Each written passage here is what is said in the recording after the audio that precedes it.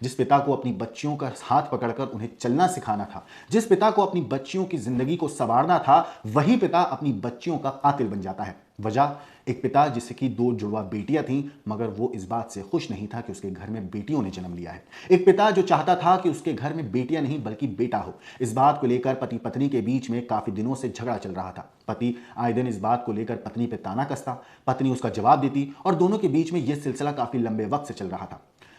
3 अप्रैल यानी कि फ्राइडे के दिन सुबह के वक्त पति पत्नी के बीच में इस बात को लेकर फिर से झगड़ा हुआ, मगर उस दिन झगड़ा इतना ज्यादा बढ़ गया कि शख्स ने गुस्से में अपनी दोनों बेटियों का हाथ पकड़ा और घर से बाहर निकल पड़ा और फिर सीधा चलने लगा। चलते चलते रास्ते में एक कुआं पड़ा और इस पिता ने उस कुएं के अंदर अपनी दोनों मासूम जुड़वा बच्चियों को धकेल दिया ताकि उनकी सांसें हमेशा हमेशा के लिए रोक दी जाएं। उस पिता ने उस कुएं की गहराई में अपनी बच्चियों को फेंक दिया ताकि वो लाश बन जाएं।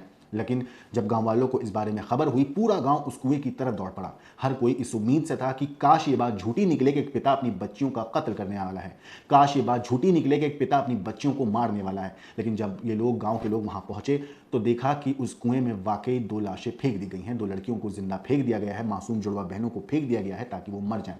गांव के कुछ लोगों ने हिम्मत जुटाई, कुएं के तह तक पहुंचने की कोशिश करी और कुएं की गहराई से एक मासूम बच्ची की लाश निकाली।